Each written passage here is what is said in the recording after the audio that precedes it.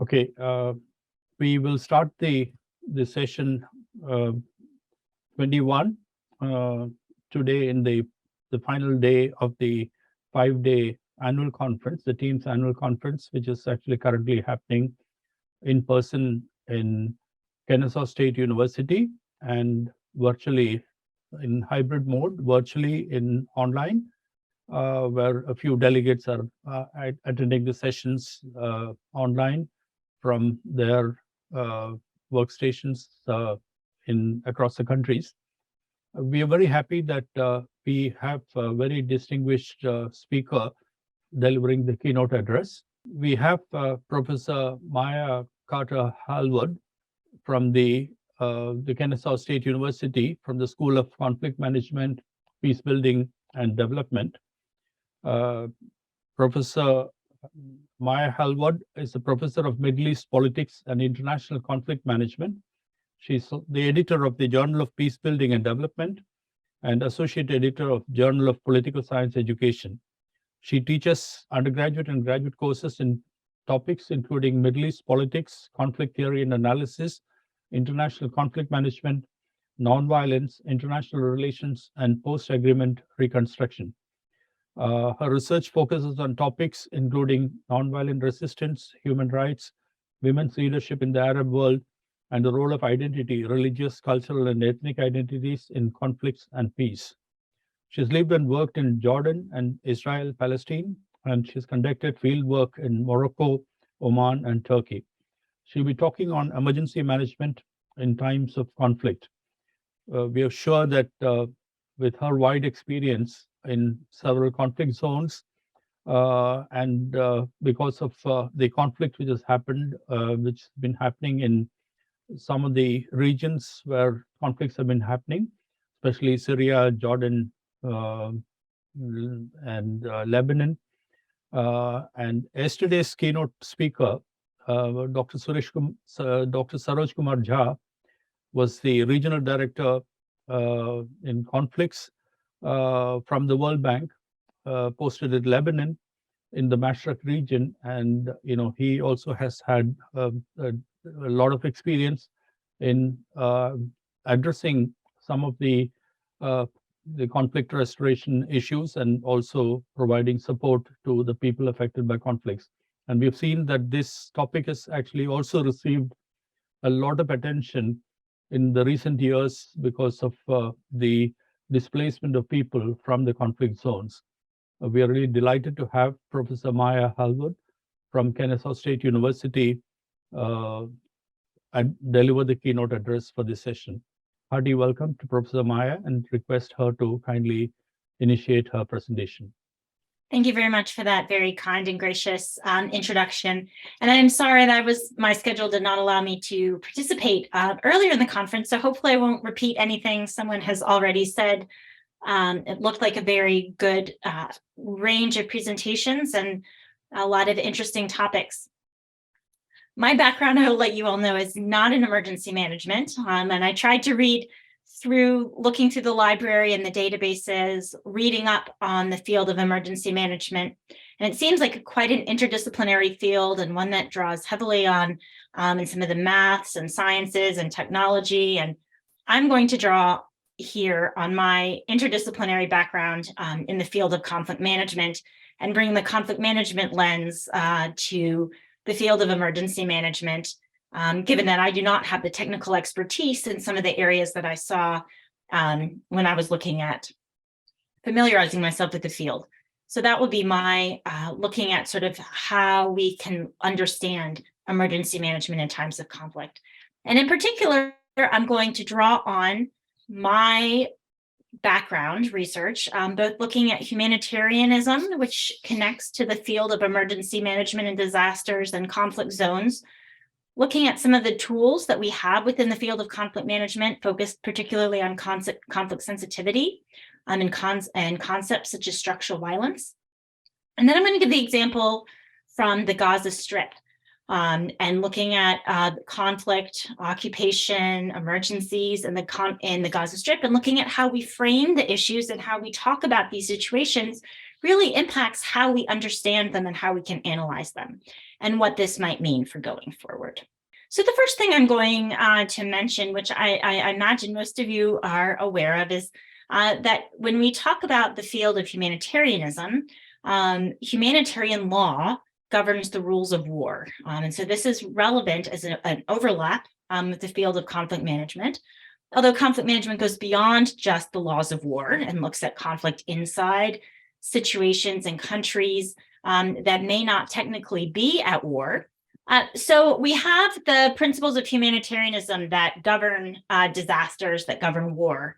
And we can see that these have an overlap with both the field of sort of responding to disasters and emergencies that are made by nature, but you also have disasters that are made by humans, right? War is a form of, creates many disasters for humans. We can see in what's happening in the Ukraine now, where there are humanitarian crises as a result of bombing of infrastructure, of attacks on the environment. There's a range of rules and laws that then govern these responses in wartime and in disasters. And the field of humanitarianism really governs this. Now, the field of humanitarian law overlaps with conflict management. It's not the same.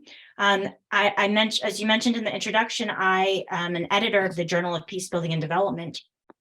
And we've had a couple of special issues that look at the nexus of humanitarianism, development, and peace building and conflict management. All of these fields intersect in some ways, even as they have their separate aspects. Now, the rules of war, the humanitarian field, really governs the action of states, and the customary international law then impacts other actors involved in war. And we have sort of the sphere standards that are sort of the core humanitarian standards that look at some of these issues like hygiene, food, shelter, health, some of these basic human needs. But there's more than that. When we look at the field of conflict management and we looked at the field of peace building, a lot of the field defines human needs and looks at human rights, which goes beyond these humanitarian basic needs, as key drivers of conflict and peace. So this gives us a place to start and to think about, but we must go beyond that to really think about building sustainable peace from a conflict management field perspective. There we go. So if we look at these principles and we look at the core humanitarian standards, we can see how they connect to issues of protection and how they connect to the humanitarian charter. And these are just important to keep in mind, that we're looking at not just humanitarian assistance and getting those basic needs addressed that we saw in the previous slide of the shelter, the hygiene, but we're also looking at protection and security. We're also looking at effectiveness. We're looking at strengthening local capacities. We're looking at learning and improvement, managing resources, managing people, as well as avoiding exposing people to further harm. And this question of impartiality, all right? So this is something that's going to be very important, this idea of impartiality, when we talk about the conflict management perspective, because being impartial, I was in Israel-Palestine not too long after Operation Cast Lead, which was a massive assault on Gaza, led to the UN trying to have an investigative team that got denied access. There are a whole lot of issues, but I was doing interviews with humanitarian organizations and relief organizations in the wake of that. And I was speaking with a representative of Oxfam who went on at length about the difference between impartiality and neutrality. And that being impartial does not necessarily mean you have to be neutral. And this question of neutrality in the face of injustice and power asymmetries is a key factor in thinking about a conflict management and peace building perspective on emergency management. So we'll talk about that in a minute. And part of that has to do with this idea of helping people claim their rights. And claiming rights and having a rights orientation is a little different than humanitarianism, which humanitarianism and in the field of emergencies, you're working on trying to help address those immediate needs a lot of times. But rights claims go beyond that, and rights claims are often political. and involved in political and legal systems, which may be different than that initial emergency assistance that is occurring. When we think about, I know the field of emergency management is an interdisciplinary field. When we think about the field of peace building and conflict management, it's also a highly interdisciplinary field. In our school, in the School of Conflict Management, Peace Building and Development here at Kennesaw State, we have faculty members from political science, from sociology, from psychology, from anthropology and cultural studies. It also draws on human and physical geography. We have economics faculty. We have people who are in the School of Data Science. We have a wide range of backgrounds that are in this field that look at conflict and look at peace building from different perspectives. This also then contributes also to an effective response to emergencies and to conflict situations. Through interdisciplinarity, you can bring multiple perspectives, multiple methods, multiple lenses to understanding the complexity of some of these emergency situations, to some of these conflict situations that we face in the world. I want to talk about two tools that are useful in thinking about conflict and intervention in conflict. And these tools were meant, as I mentioned, there's a nexus, an overlap between the field of humanitarianism, conflict, peace building, development. And Mary Anderson in 1999 developed this idea of do no harm in thinking about humanitarian and development orientations in conflict zones. And the idea that at a minimum, those who get involved in conflict zones, their projects should do no harm. They should not impact and worsen conflicts that they're involved in through their interventions in the development field or in the humanitarian field. And this has been taken further to expand the concept of conflict sensitivity and to do a conflict sensitivity framework. And a lot of organizations have, like USAID, DFID, various organizations in Europe and around the world have developed conflict sensitivity as part of their toolbox and ways of trying to understand the context in which you operate, to try to understand what are the dynamics of conflict, what are the interests and objectives of key actors, and thinking really critically and holistically about how your peace building intervention, your development intervention, your emergency management intervention might impact peace, conflict, and gender dynamics, and really investigate and think critically about your different options and what are the risks and opportunities vis-a-vis this conflict situation when you are investing and planning your emergency response or your conflict response or your development response. Now, what has happened a lot of times is that, and what some scholars and practitioners are critical of, is a checklist approach. Now, when you're doing a conflict assessment, engaging in conflict sensitivity, you can't just tick the box, right? You need to be focused on specifics of the conflict situation that you're in, which requires some expertise, requires oftentimes more than just desk research, but really having local partners on the ground who can help you adapt whatever your intervention is to minimize harm, maximize opportunities to build peace and stability. Now, there are a lot of conflict intervention tools out there, a lot of conflict assessment tools out there. When I teach my classes and conflict theory, both at the master's and the graduate and the PhD level, I often have them use a range of different conflict tools to address and analyze a current conflict. And what they find is that as they go through the different tools that are available, each of them are built on certain theoretical assumptions. And so each of them are different disciplinary assumptions. And so each of these tools gives you just one slice at a conflict. And so that's where having an interdisciplinary team or an interdisciplinary field can help you say, okay, yes, here's this tool that can help me analyze this aspect of a conflict, but it only tells me this one piece. Like it might do a great job analyzing the different actors and their needs and their fears, but it might not tell me the dynamics and the relationships between the actors, or it might not tell me the power differentials between the different actors.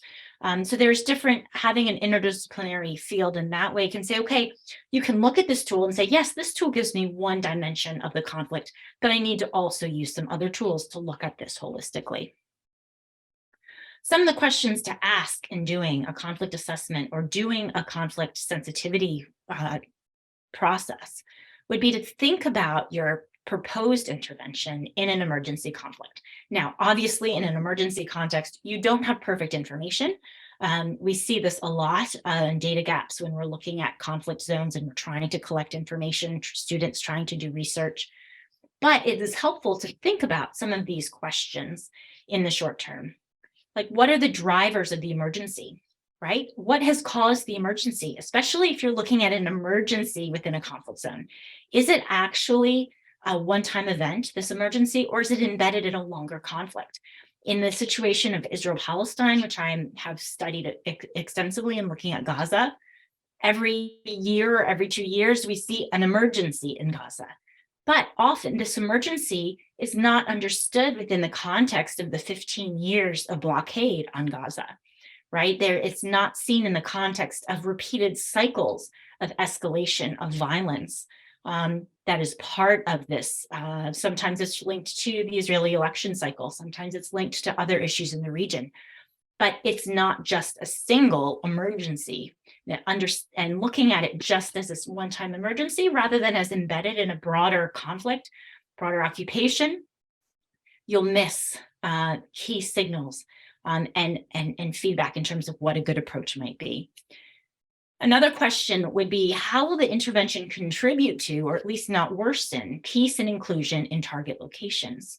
So in terms of thinking about the emergency, sometimes when aid is distributed in an emergency context, in a conflict zone, thinking about where those drop-off points of aid would be, or what kind of aid can impact how rival groups perceive the intervention, whether there may be that delivery points favor one particular ethnic group or one particular geographic group, one particular class or identity category. And so by thinking about how interventions of aid or assistance are delivered, who's benefiting from them, can impact dynamics if you have internal conflict as well as conflict between other parties. And this ties to that next question about how will beneficiaries of assistance be selected? How will the location of intervention points be determined? Is it inclusive of all sectors? Is it inclusive of different categories of identity, religious, ideological, political party, geographic, tribe, socioeconomic class? So these are questions to think about as plans are made. And sometimes the plan is made just purely based on logistics or what seems to be the easiest. But then one has to think about, why is this the easiest? Why are the roads developed to go to the places that they do? Who's excluded? What are the implications of continual exclusion of those groups? And what kind of broader impacts could that have? So thinking about these kinds of issues are important.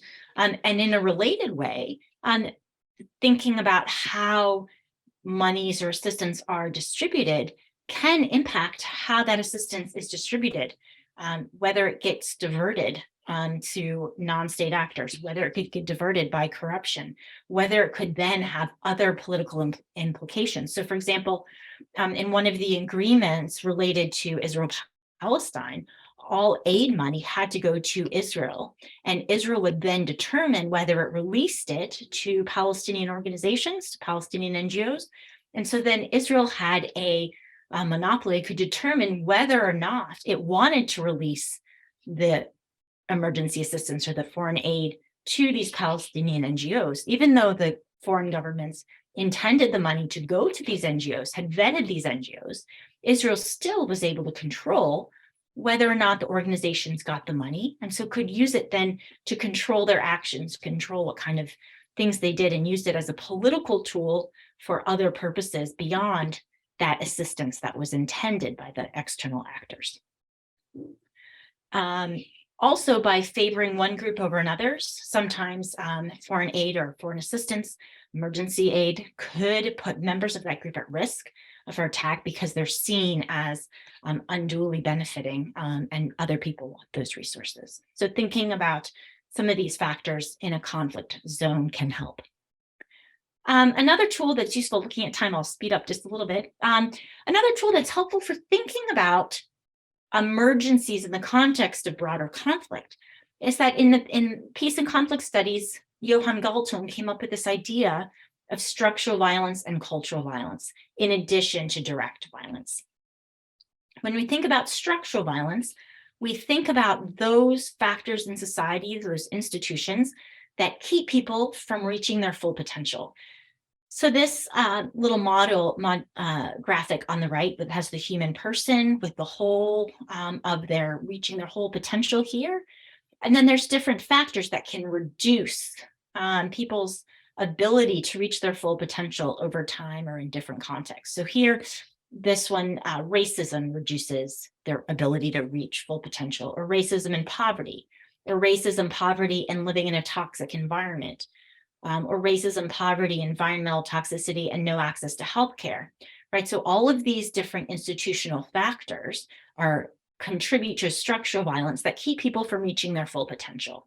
So then when you compound an emergency in a situation of structural violence, you don't have a one-size-fits-all approach, because if you do just addressing the bandage, addressing the emergency needs, those who live in these contexts of racism, of poverty, environmental toxicity, no access to health care, are going to not really be able to respond. They won't have the same resilience or the ability to respond in the long time as someone who is at their full potential. We see this sometimes with some of the literature and the response around climate crisis.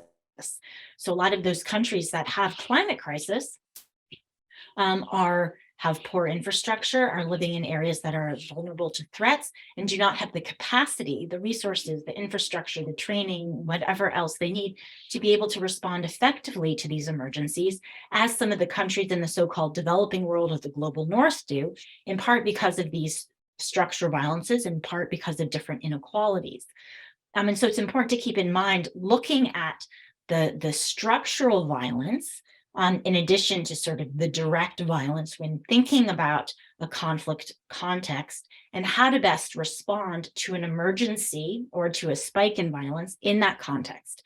Because without addressing some of the structural violence, efforts at addressing the direct violence are likely to be short-term, are not likely to address the root causes or the underlying grievances of the parties involved. So, for example, a lot of the responses or the feedback on the Gaza, if Gaza is framed as an emergency, overlooks the fact that Israel has a 15-year boycott. Israel and Egypt have a siege on Gaza, blockade on Gaza, that Gaza has repeatedly had its infrastructure attacked, that Gaza does not control its borders. It does not have control over its imports and exports, and that's very limited. And so some of these structural issues need to be addressed in order for any kind of emergency effort to really have a lasting impact and to improve the situation in the long term. Cultural violence are aspects of culture or ideology, or other aspects of broader culture and education, social things, some what Gramsci talks about is related, and that make structural and direct violence seem normal. So for example, cultural violence might be particular ways we talk about other people that dehumanize them, so that it makes violence towards those people seem normal or okay. Right, so cultural violence are these ideas, these belief systems, other things that enable direct and structural violence. So those are also aspects to think about in these conflict environments. So when we think about the Gaza Strip, and I want to just do this briefly so we have a little time for questions and answers because our time is going so quickly. The Gaza Strip, many people have seen the escalated conflict that has happened in the Gaza Strip. And in 2010, 2012, 2014, there were several this past summer and a couple of years ago. Often every year or two, there will be an emergency or a crisis in Gaza. But this often lacks the context of the ongoing blockade on land, air, and sea imposed by Israel after the Hamas takeover of the Gaza Strip in 2007. So this data was from 2019. And at that point in time, over 1.4 million Palestinian refugees, or 1 million out of 1.4 million, relied on UNRWA food assistance, compared to 80,000 in 2007. So this ongoing blockade, this ongoing political crisis and occupation and political conflict, which also involves political conflict between Hamas and Fatah in the West Bank, has led to a total shift in food assistance from 80,000, which is still a lot, to 1 million.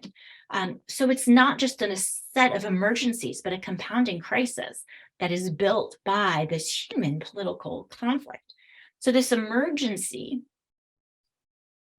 fits within a broader context in which houses are destroyed, infrastructure is destroyed, power plants are attacked, and the supplies that are needed to rebuild are not allowed in because of security concerns. And so it is an ongoing crisis, and that these emergency blips cannot be addressed without thinking about the broader crisis. So people are struggling to find basic necessities on an everyday basis, let alone when you have an emergency context that hits the news waves. So looking some more at the statistics of the crisis in Gaza, you have 97% of the water's undrinkable. People receive an average of 12 hours of electric supply a day. Many patients cannot get permission to leave. Many children cannot leave when they have a medical emergency. Their parents cannot get permits to go with them.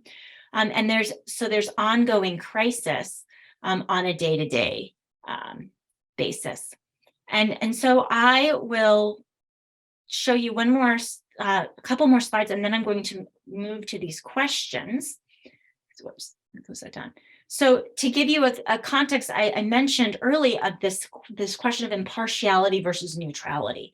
Now, impartiality means that if someone has the need, you help address that need, regardless of what political party they may belong to, regardless of what faction they may belong to. But when you question about the issue of neutrality, means you do not take a side. And in peace and conflict studies, there are times when people are needed to be neutral, but there's a whole field of peace and conflict studies.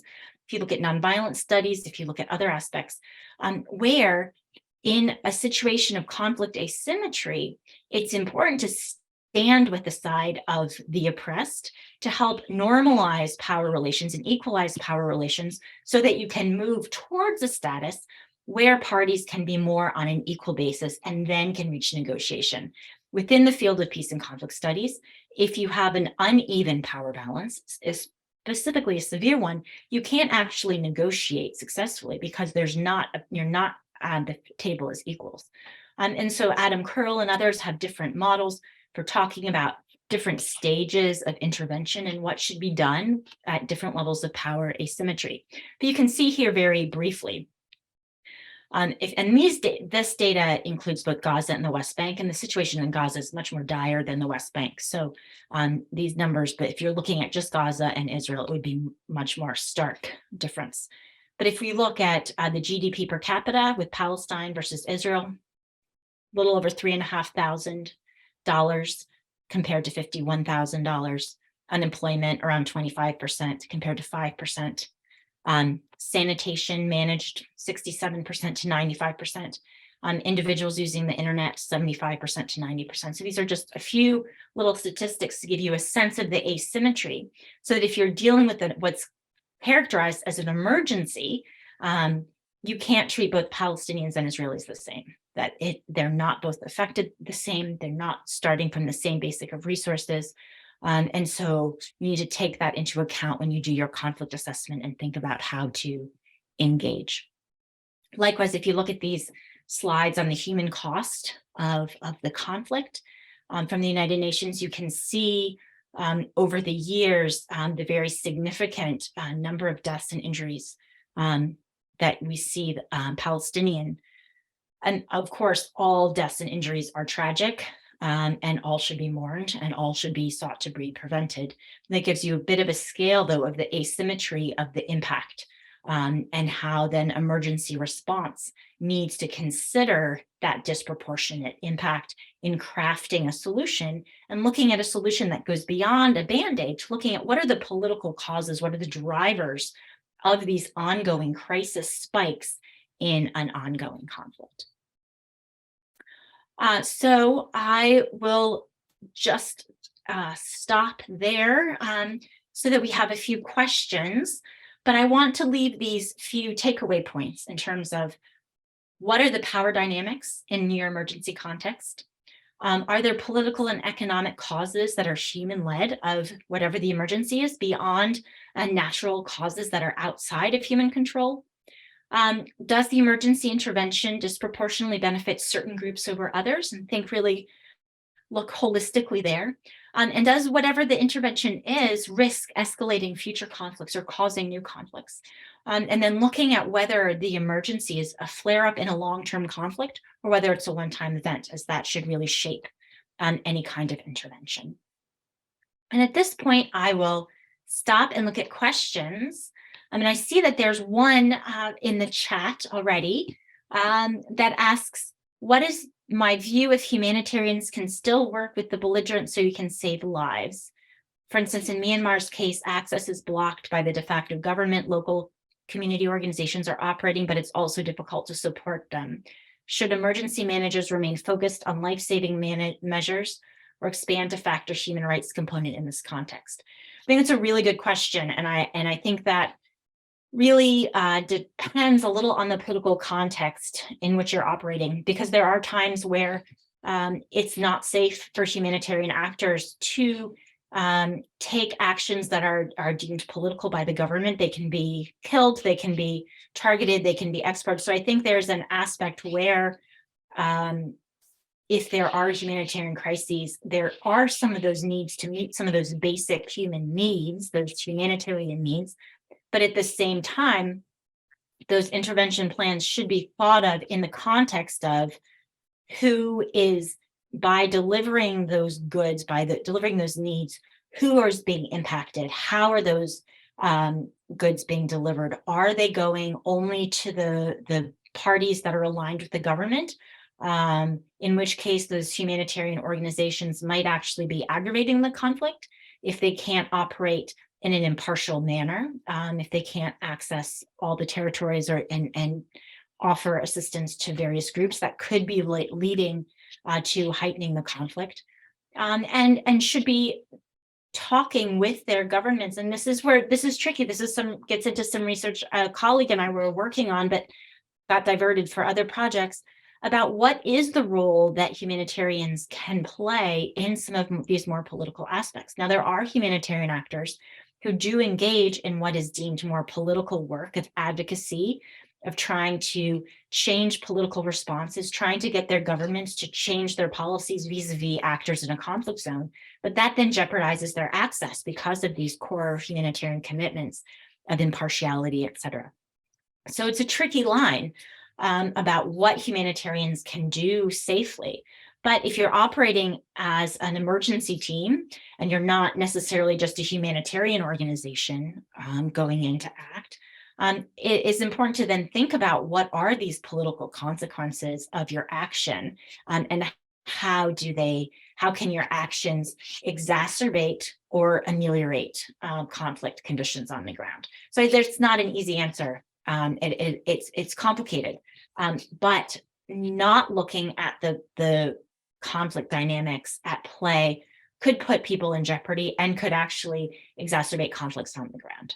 So hopefully that partially answered your question.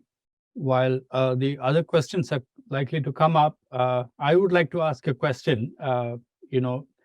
If Professor Maya could kindly address what are the kind of reactions from the context of the Brahimi report, which was published about in 2000, the Brahimi report on the UN peacekeeping reform, and how you see the role of non-state actors, whom the international disaster and emergency management practitioners have to deal with when they are actually working in conflict zones.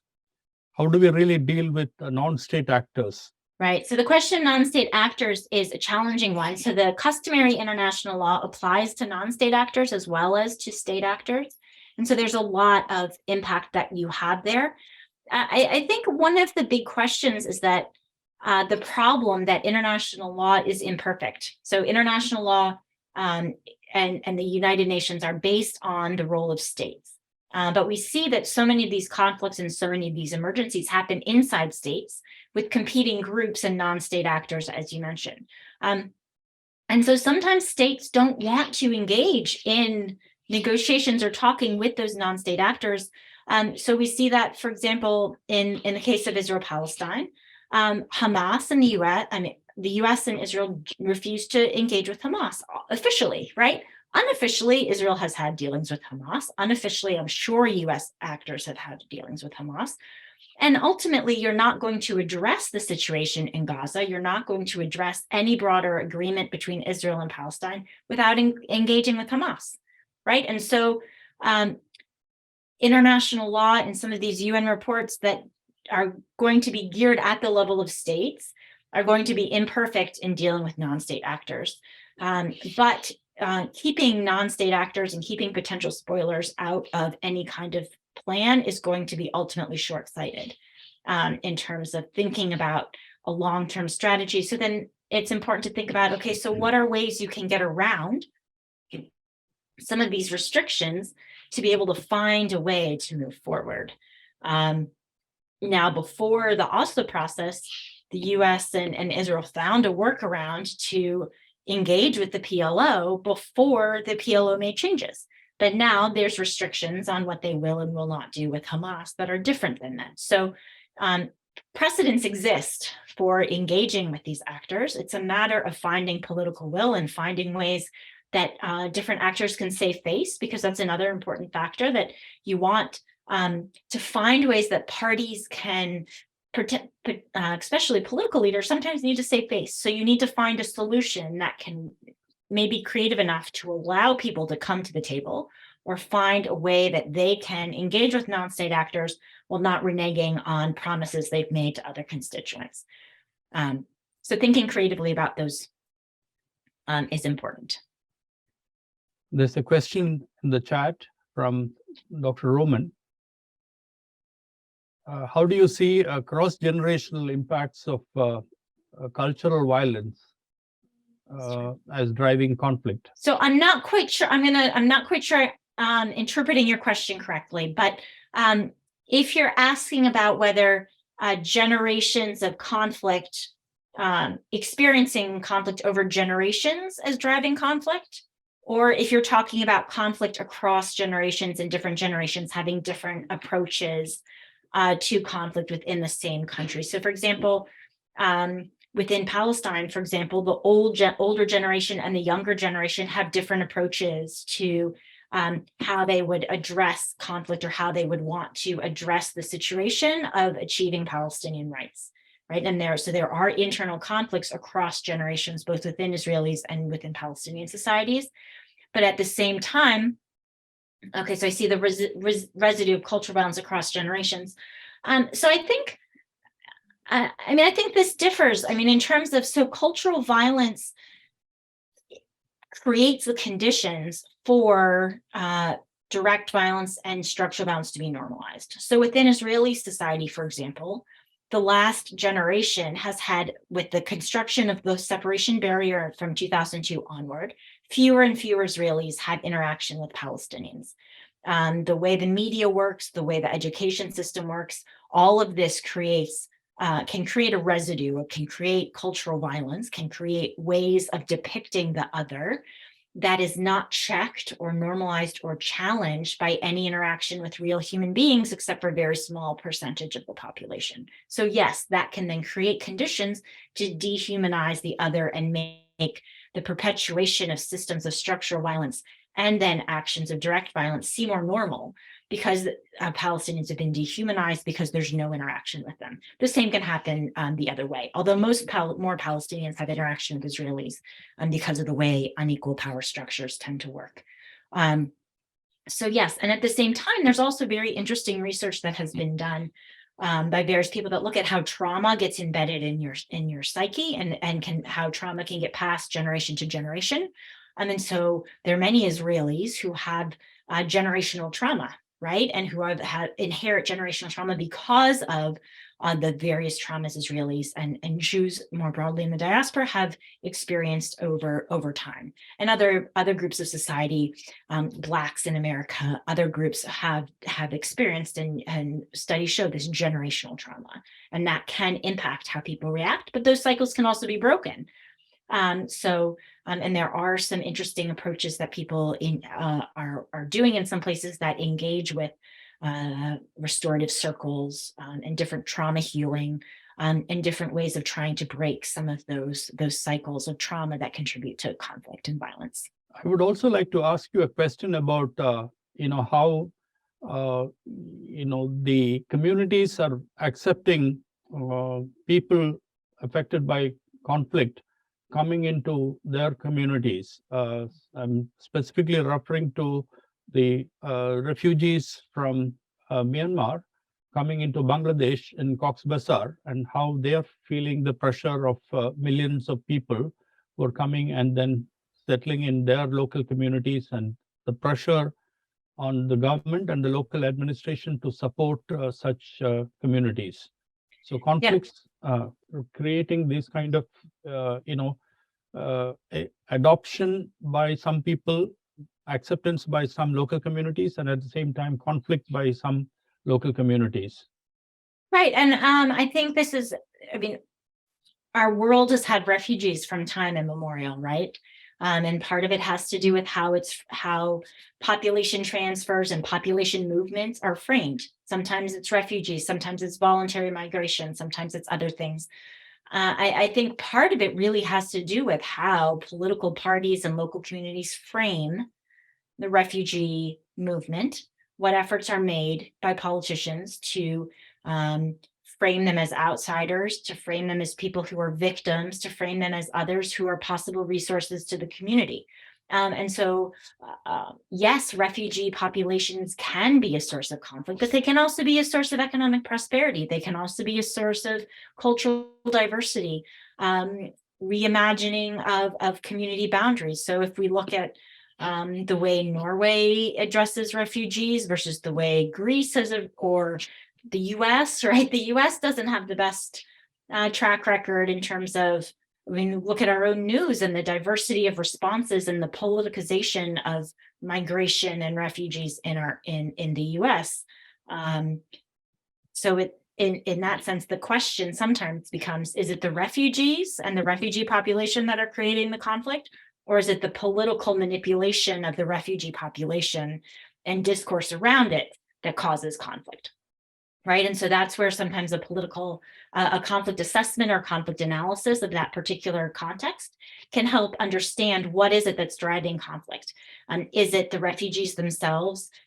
Is it a perceived competition for resources? Is it a perceived threat to a national identity that has been framed a particular way? And then so by understanding what are the drivers of potential conflict in that particular context, then you can better approach what kind of intervention would be useful. Maybe it's an education campaign. Maybe it's an economic reinvigoration campaign, or thinking about how you find ways to support local micro businesses in that area, whatever it might be. But the intervention is going to need to match what the drivers of conflict are, and that requires a conflict assessment. Thank you very much. Actually, I think your keynote address was extremely thought-provoking, and we have a lot more reflections from the delegates, as well as from the people who have been listening to the last 5 days of the TIEMS annual conference in Kennesaw State University. And we listened to the way in which the Ukrainian communities are being supported by the organized platforms, and also by self-organized suddenly groups coming together to support those people. So we were also expecting that your keynote address will be followed by the Ukrainian presentations. Unfortunately, we've had some problems in terms of their bunkers being attacked, and power is disrupted, and so we are having some difficulties in accessing them.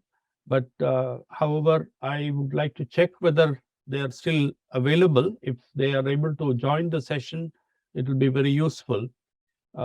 We feel that what you mentioned about Mary Anderson's work about do no harm and the UN principle of leaving no one behind is extremely relevant in the context of conflict, because do no harm as well as leaving no one behind are becoming principles which are very relevant, and extremely contemporary situations demand that we really need to look at that in the context of not only disasters but also climate change induced extreme events which are happening in many countries around the world, including urban flooding, including conflicts because of the way in which natural resources are being exploited or over exploited by communities. So I think these are all natural processes, but climate change is actually also forcing peace building as one of the issues which need to be taken up on priority. Yes. Yeah, I would like to thank you on behalf of TIEMS and also on behalf of the organizing committee, Dr. George Markowski of Kennesaw State University, who is also the chair of the TIEMS US chapter, which is hosting this conference this year.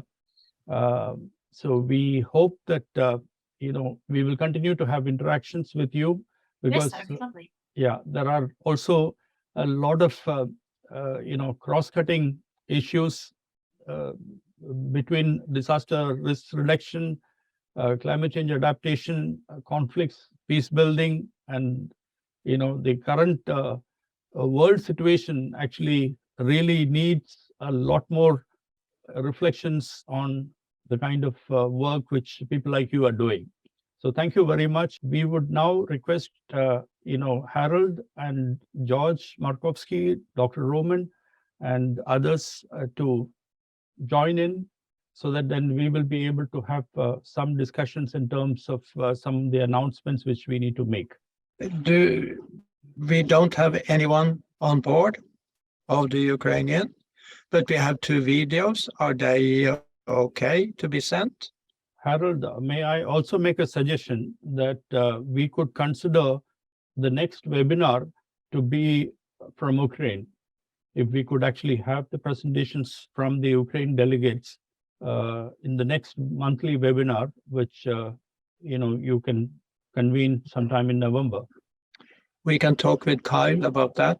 Yes. Yeah, we can do that. That's one possibility. And now, may I suggest that we also look at the papers, the student papers, and then make an announcement if the people are still ready. Yeah, okay. Let's do that. There are not many left in the audience, but you are then the first to know the results. But okay, I won't keep you. What I will do first is announce the score,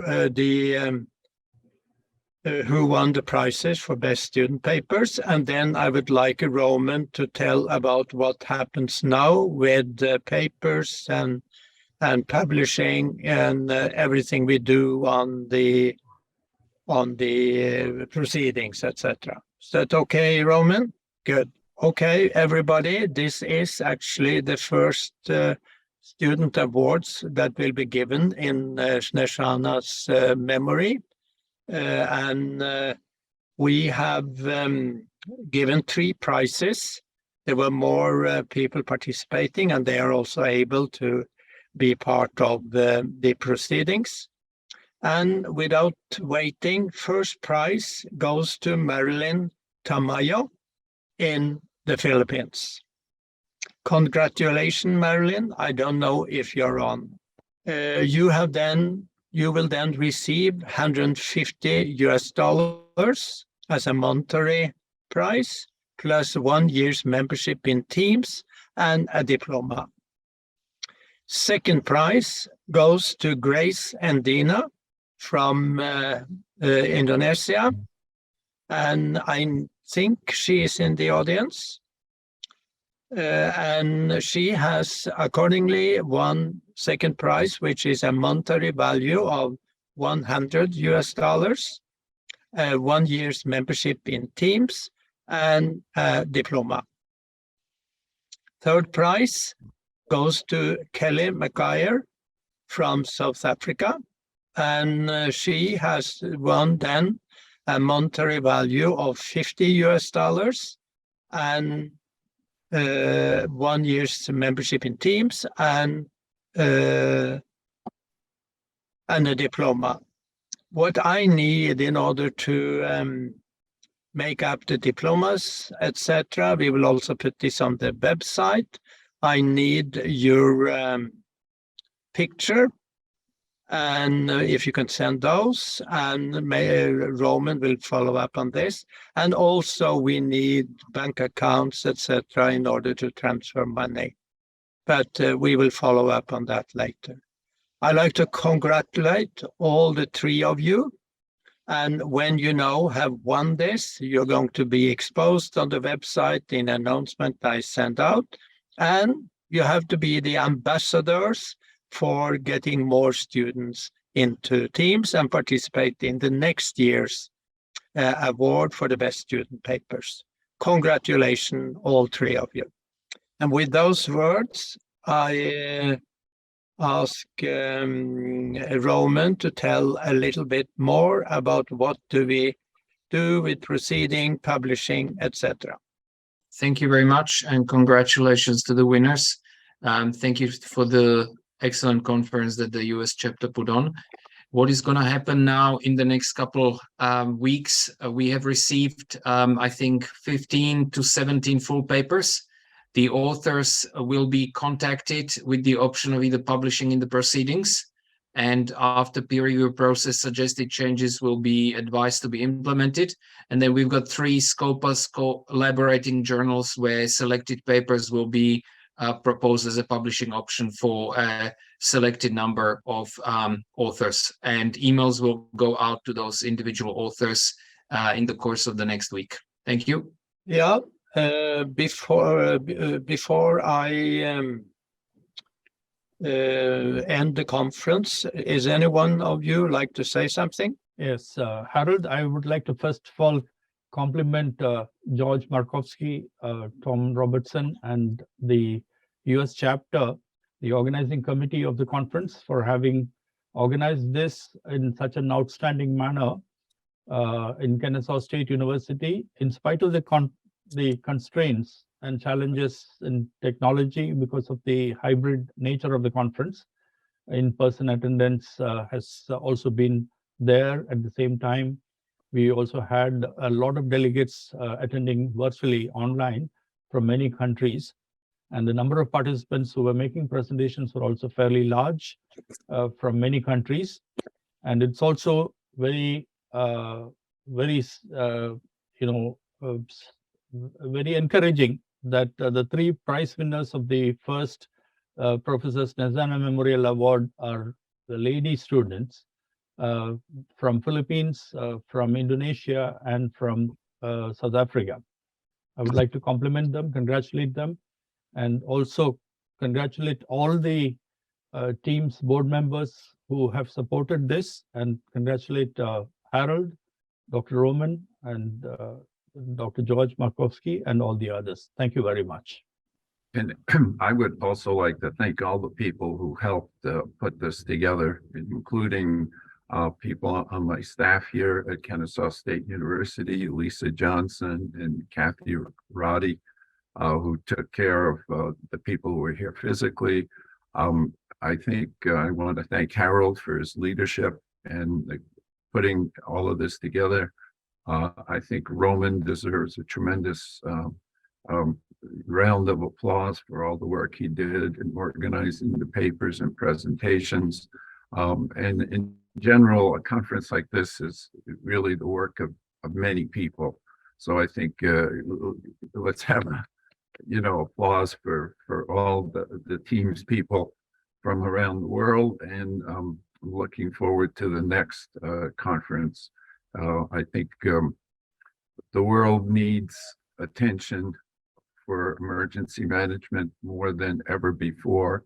And I think that efforts like this really do bring a lot of people together and focus attention on the needs of emergency management. And we really need to thank the speakers who work so hard to do so many papers on so many different topics. So I think they're really the chief contributors to this conference, because without all these papers, that there would be no conference. So many thanks to all of you who spoke and wrote and contributed.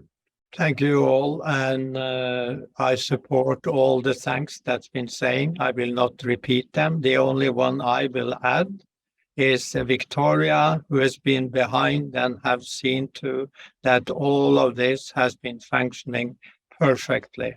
Thank you, Victoria. We know that you are living in Odessa under quite difficult conditions, knowing that a bomb can strike anytime. So this has been fantastic. And also to Kyle, who is now on his travel to US actually at the moment. But the two of you have done a fantastic job behind the scenes. Thank you very much. Thank you. Thank you very much. And Harold and Roman would also request, and George would also request all the keynote speakers to kindly send their address, which could then be also included in the special issue of the journal, because they have been really outstanding. Thank Yes. You. Yeah, that's a good idea.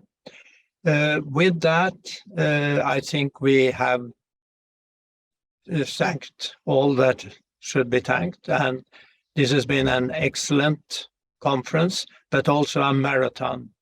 It's been close to 90 papers presented in an excellent way from all over the world, and people have watched and given a good audience all the way through. I don't want to spend more time then, and I just say the conference of TIEMS 2022 is over.